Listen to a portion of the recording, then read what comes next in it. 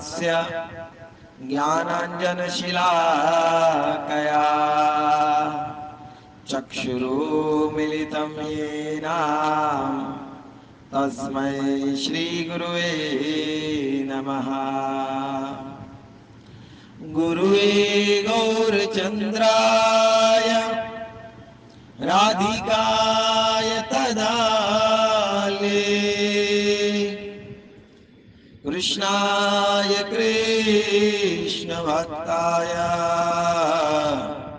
तद्भक्ताय नमो नमः। नारायणं नमस्कृत्य नरं चैव नरोत्तमं देवी सरस्वती व्यासं ततो जयमुदीरयेत्।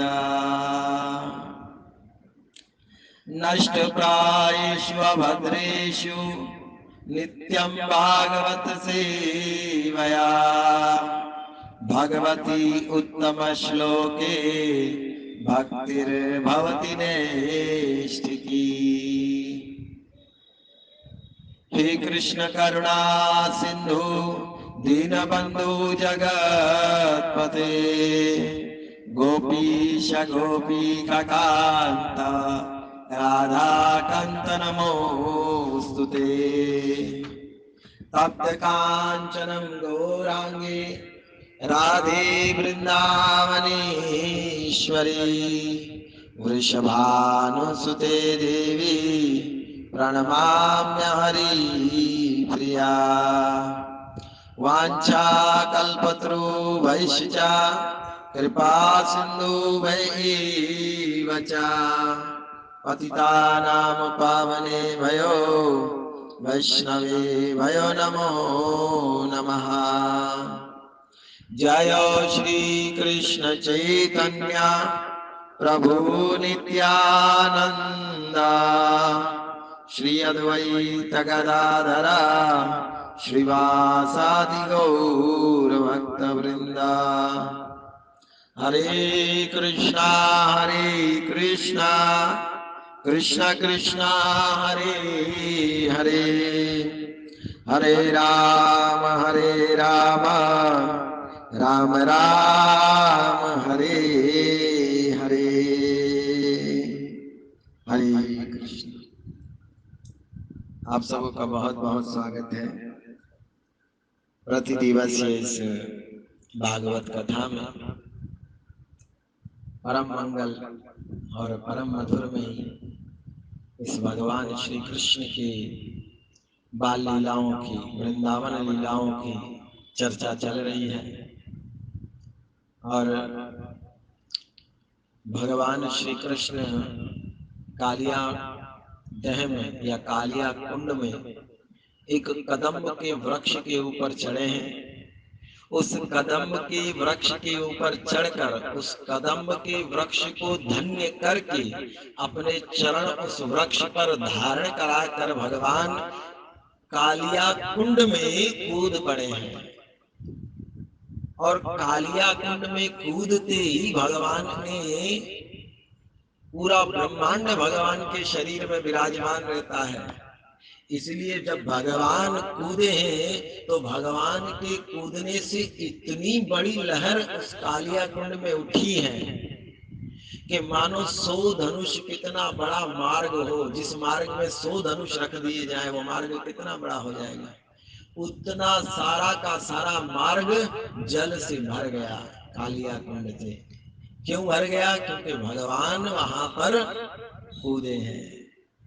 और जैसे ही कूदे तो जितने भी सांप नागों के जो बिल थे, जिस जहां नाग रहते थे, उनके घरों में, उनके बिलों में, उनके बिलों के अंदर ऐसा विचलित कर दिया सांपों को कि वो जोर जोर से श्वास लेने लगे डर के कारण, और श्वास से विष छोड़ने लगे ताकि जिसने हमारे जल में उत्पात किया है उसकी मृत्यु हो जाए हमारे विष से। ऐसा विचार करके सारे के सारे नाग विचलित हुए और फिर भगवान बड़े आनंद से, बड़े प्रेम से समुद्र में तैरने लगे। और तैर ही नहीं रहे थे। सुखदेव गोस्वामी कहते हैं अपने हाथों से भगवान जब पानी को पीछे कर रहे थे, जल को, उस समय भगवान ऐसी ध्वनि प्रकट कर रहे थे जो सांपों के कानों में सुनाई देने लगी, बल्कि उनको दुख देने लगी। सांपों के कानों में ध्वनि सुनाई पड़ी और दुख देने लगी, तो यह ध्वनि धीरे धीरे धीरे धीरे चलते चलते कालिया के कानों में सुनाई पड़ी। जरा ध्यान दीजिएगा, ये कालिया और ये जितने भी उसके अनुचर हैं या जितने भी सर्प हैं वो मायावी थे, अपना वेश बदल सकते थे, मनुष्य रूप में भी रह सकते थे, कुंडली मार कर रह सकते थे, सर्प के रूप में रह सकते थे। ऐसी विशेष शक्तियां उन सर्पों के पास थी। और जब भगवान आए, कालिया ने प्रथम बार भगवान को देखा तो बड़ा सुंदर वर्णन भगवान के शरीर का, अंगों का सुखदेव गोस्वामी ने किया है। परंतु जैसे ही कालिया ने कृष्ण को देखा, ईर्ष्यालु था और ईर्ष्या के कारण कालिया ने कृष्ण को पकड़ लिया और पकड़कर उनके वक्षा स्थल पर डंक मारा है, डस लिया है और अपनी कुंडली में भगवान को फंसा लिया। अब जरा विचार कीजिए, जब भगवान कालिया की कुंडली में फंसे हैं, उस समय भगवान के मित्र भी भगवान के साथ थे, भगवान की गौएं भी भगवान के साथ थी, भगवान के बछड़े भी भगवान के साथ थे। तो ये सारे के सारों की परिस्थिति क्या हुई जब देखा कि कृष्ण कालिया की कुंडली में फंसा है? जब सबों ने बाहर खड़े हुए ने देखा कि भगवान कालिया के कुंडली में फंसे हैं, तो उनकी क्या दशा हुई? सुखदेव गोस्वामी कहते हैं 16वें अध्याय का 10वें स्कंद के 16 अध्याय का 10वें श्लोक में सुखदेव गोस्वामी वर्णन करते हैं, तान नाग भोग परिवर्तना अदृष्ट चेष्टा अलोक्या तत्प्रिय सका पशु भ्रता अर्थ कृष्णार्पिता आत्मा सुखर्ता अर्थ कल्पिता कल्त्रा कामा दुख अनोक्षोक भया मूढ़ा धीरानुपेतु। सुखदेव गोस्वामी कहते हैं, जब ग्वाल वालों ने भगवान श्री कृष्ण को कालिया की कुंडली में लपटा हुआ देखा तो क्या हुआ? तो वे अत्यधिक विचलित हो गए। अरे देखो देखो देखो, अरे कन्हैया को सांप ने अपनी कुंडली में बांध लिया। अरे देखो हमारे प्यारे कन्हैया को क्या हो गया, सांप ने उसको अपनी कुंडली में बांध लिया। ऐसा सबके सब विचार करने लगे। इतना ही नहीं, अरे उन्होंने तो कृष्ण को अपना सर्वस्व मानकर रखा था।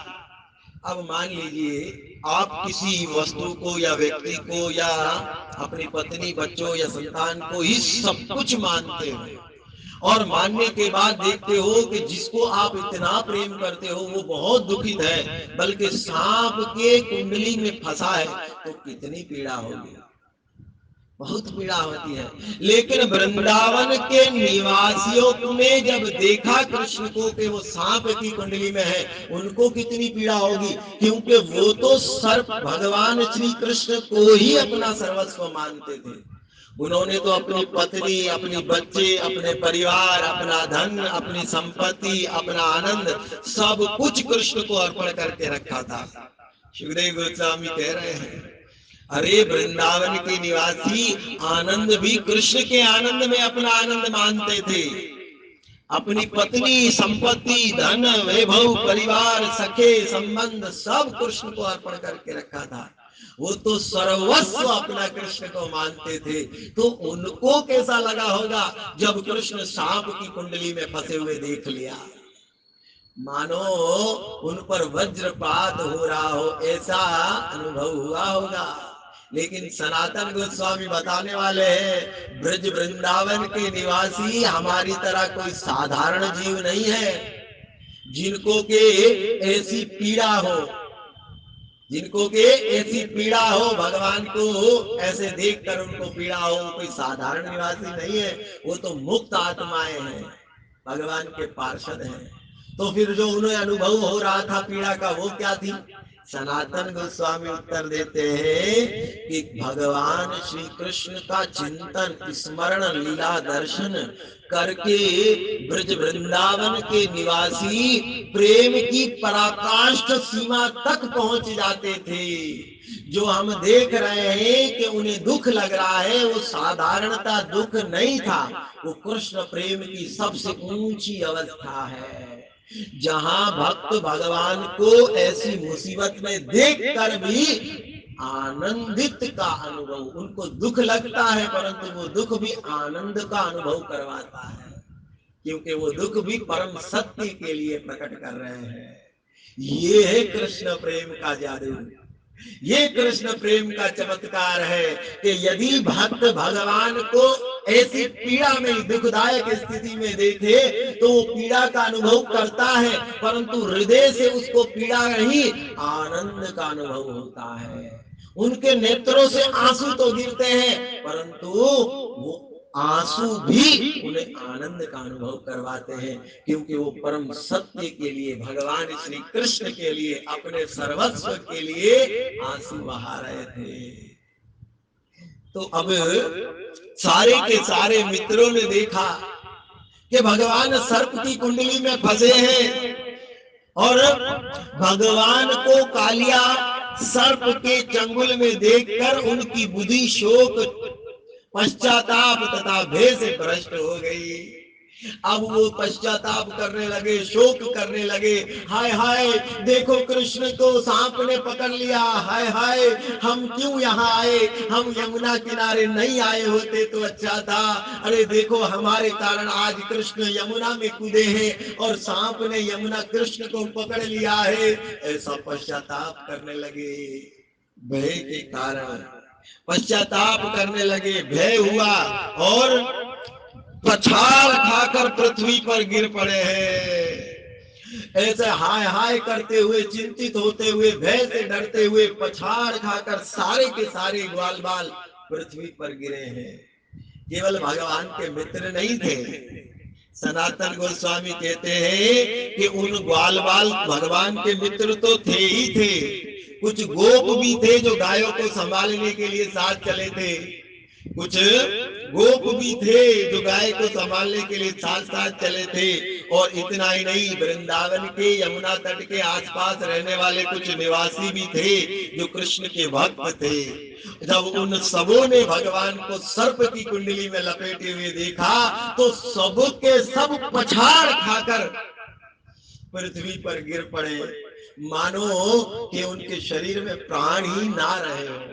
केवल कृष्ण को ऐसी दशा में देखकर निचेष्ट होकर गिर पड़े हैं, ऐसे पछाड़ खाकर गिरे हैं। इसका अर्थ अनुमान लगा सकते हैं हम लोग, यदि मनन किया जाए, चिंतन किया जाए कि वृंदावन के निवासियों को कृष्ण से कितना प्रेम रहा होगा। केवल ये देख लेने से कि कृष्ण सर्प की कुंडली में फंसे हैं, पछाड़ खाकर मूर्छित से होकर भूमि पर गिर पड़े, कितना प्रेम रहा होगा भगवान के प्रति। अरे क्यों ना हो, आखिर भगवान के सखा, भगवान के भक्त, भगवान के पार्षद जो ठहरे, बहुत प्रेम था भगवान से, और सारे के सारे पछाड़ खाकर भूमि पर गिरे हैं। नंद सनातन गोस्वामी कह रहे हैं, अब प्रश्न ये उठता है कि जब वृंदावन के ग्वाल बाल बछड़ों की ये स्थिति थी, तो गायों की स्थिति क्या होगी जो भगवान के साथ आई थी? वो भी तो कृष्ण को अपनी माँ समझती है। उन गायों के बछड़ों का क्या होगा? और उन गायों के साथ जो बैल चलकर आए, उन बैलों का क्या हुआ होगा जब उन्होंने कृष्ण को देखा? सुखदेव गोस्वामी अगले श्लोक में गाय, बछड़े और बैलों का वर्णन करते हैं। उनको कैसा लगा जब कृष्ण ने सर्प की कुंडली में फंसे हुए देखा? वास्तव में सनातन गोस्वामी कहते हैं कि कृष्ण ये लीला कर रहे थे कि वो थोड़ी देर के लिए सर्प की कुंडली में फंसे हो, मानो वो ऐसा लग रहा है कि कृष्ण सर्प की कुंडली में वास्तव में फंसे हैं, परंतु भगवान ये लीला कर रहे थे। आगे सनातन गोस्वामी बताएंगे।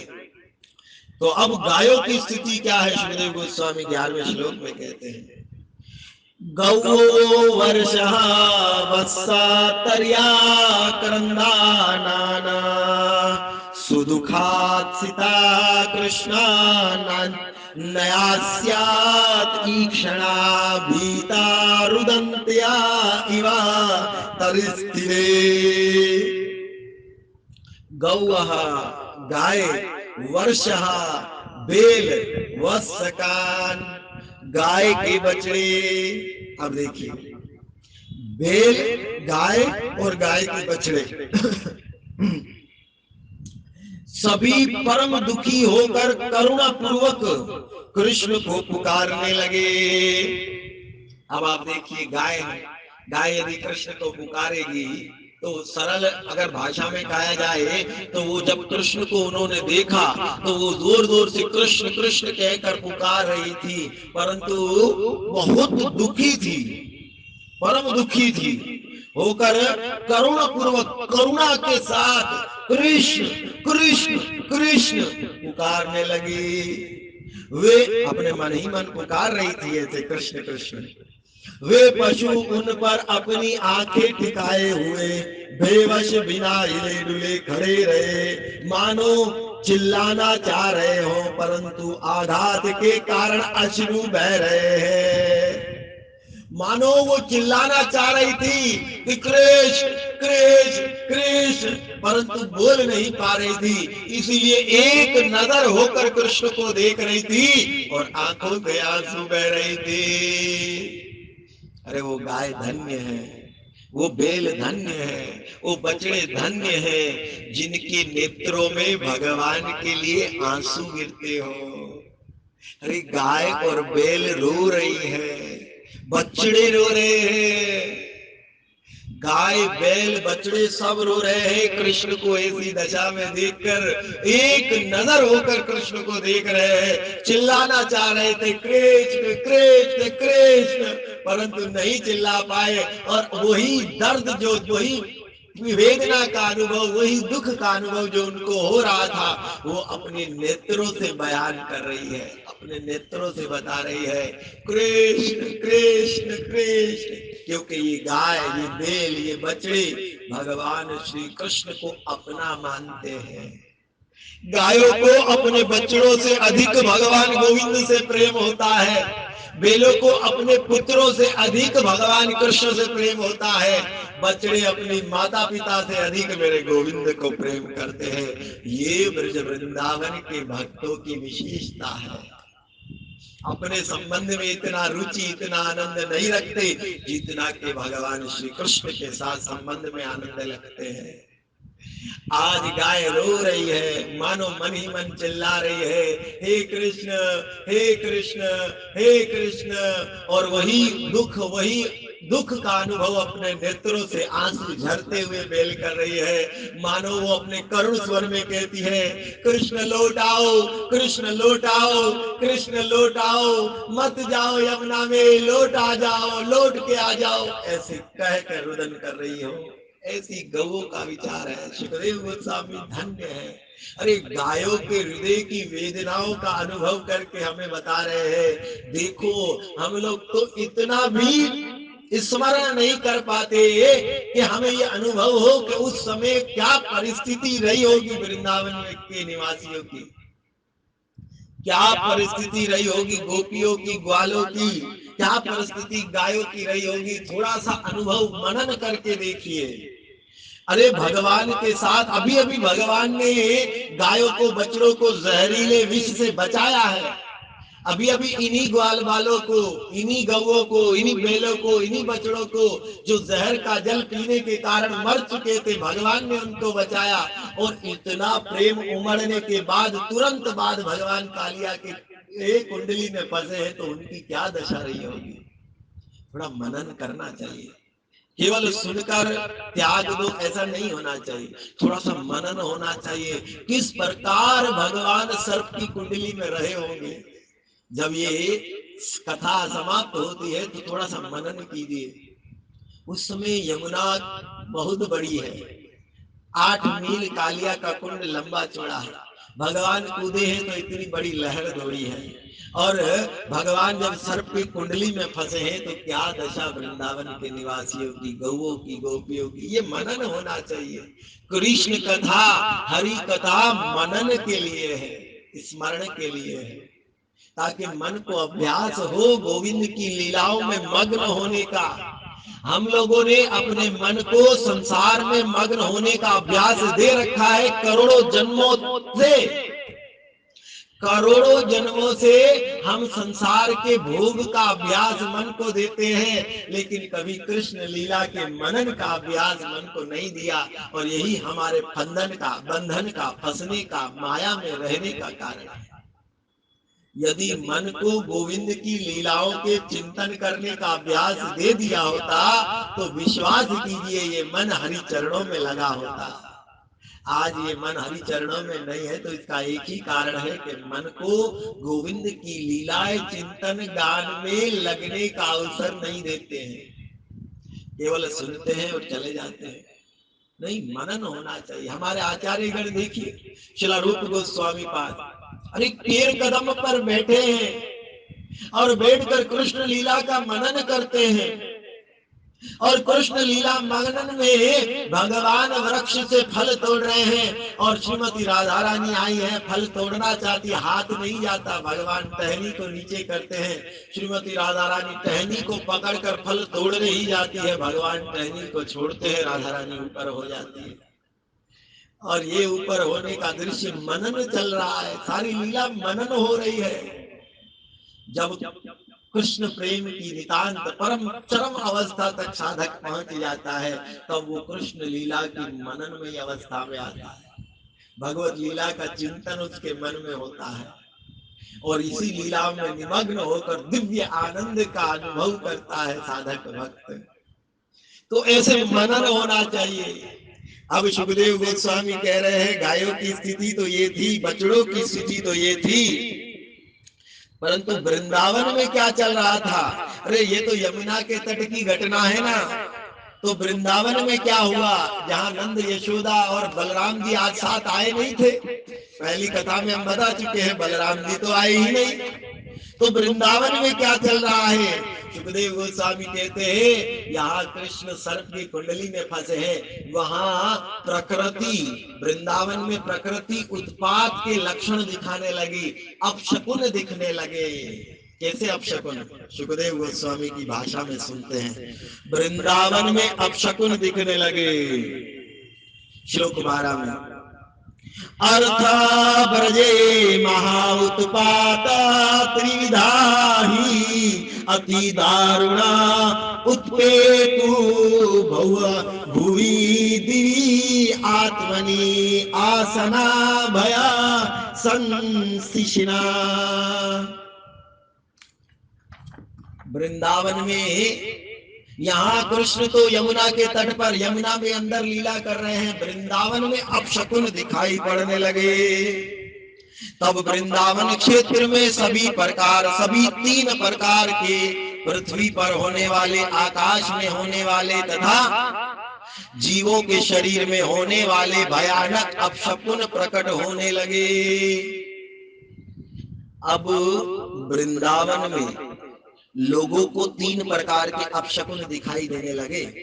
अपशकुन क्या अर्थात ऐसे लक्षण, जिन लक्षणों का प्रकट होना ये दिखाता है कि कोई ना कोई संकट, कोई ना कोई भय, कोई ना कोई दारुण दुख आया है, ऐसा अपशकुन दिखाई पड़ने लगे। हमारा विज्ञान, ये शास्त्र हमें ये सारे विज्ञान बताते हैं, ये दिखाता है, ये देखो ये अपशकुन दिखाई पड़ने लगे।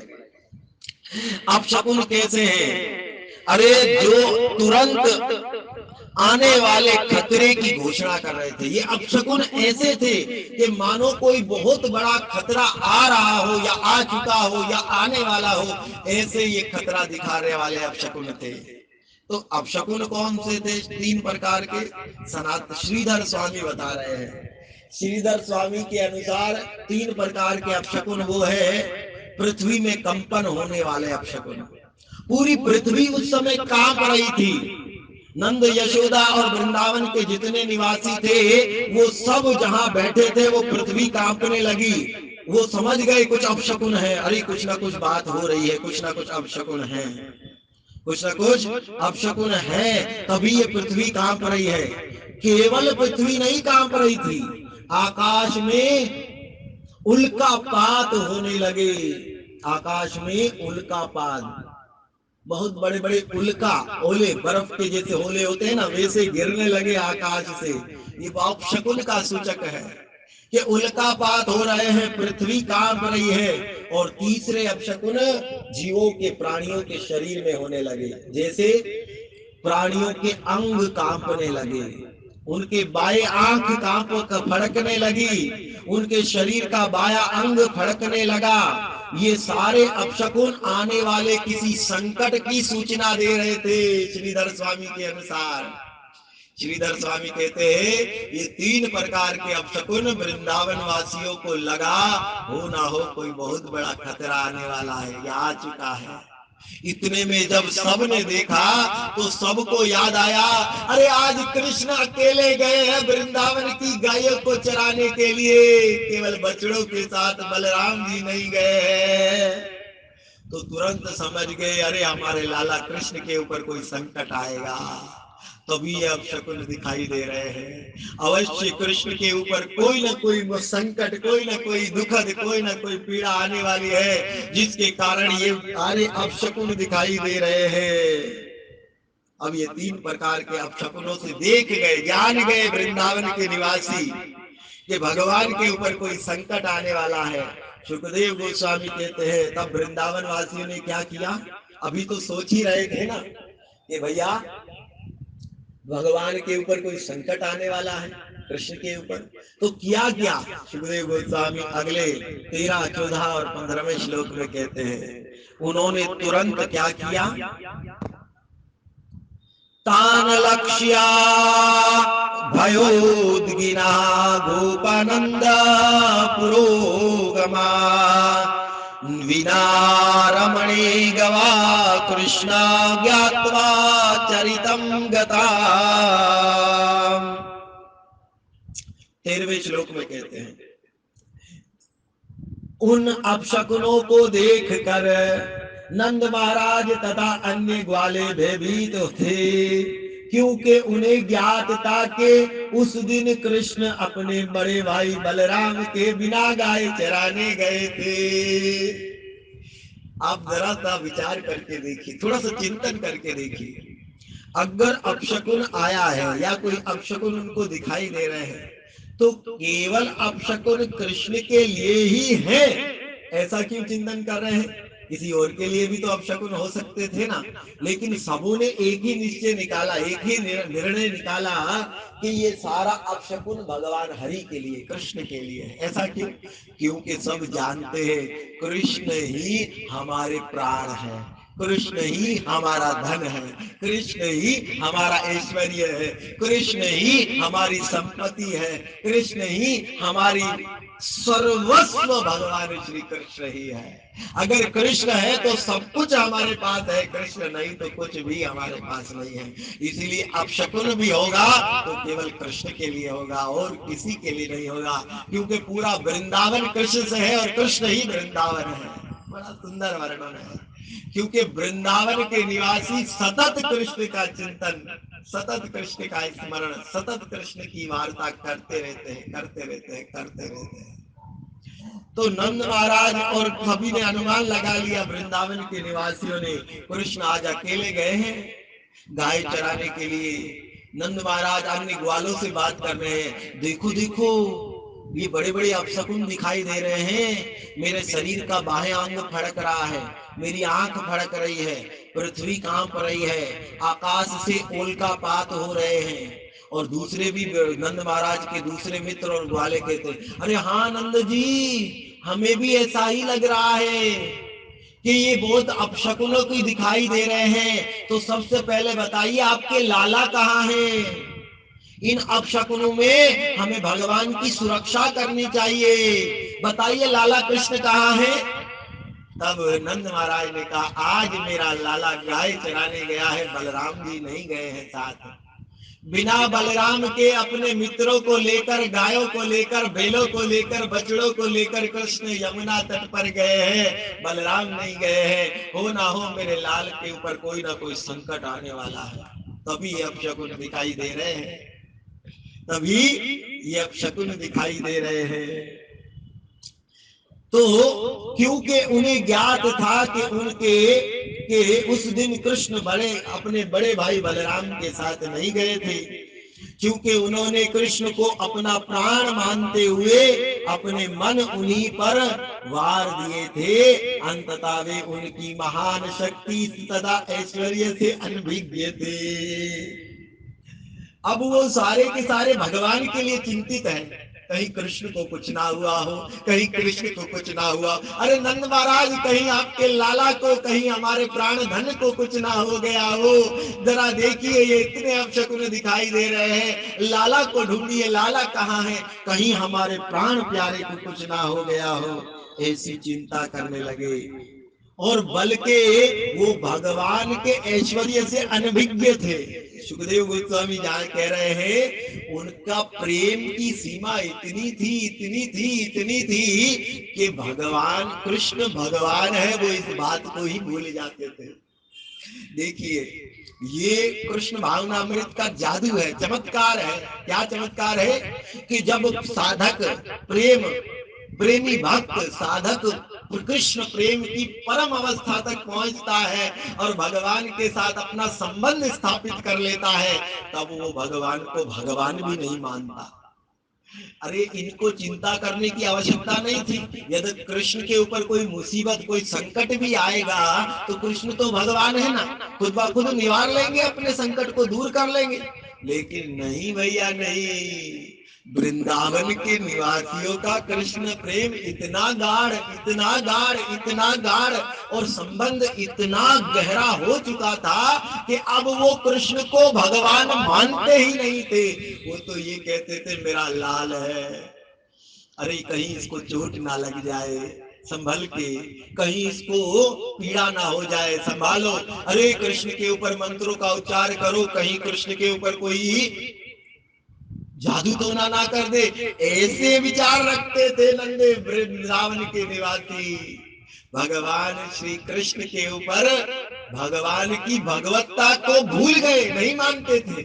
कृष्ण प्रेम की अवस्था, जब कृष्ण प्रेम इतना गाढ़ हो जाए, संबंध इतना गाढ़ हो जाए, तो भगवान का ऐश्वर्य छुप जाता है, माधुर्य ऊपर आ जाता है। यहाँ ब्रज में ऐश्वर्य का प्रकाश नहीं होता भगवान का। यदि ऐश्वर्य का प्रकाश हुआ होता तो ये प्रमाण है, यदि ऐश्वर्य का प्रकाश हुआ होता तो कोई भी वृंदावन का निवासी चिंता में नहीं गरजता कि कृष्ण को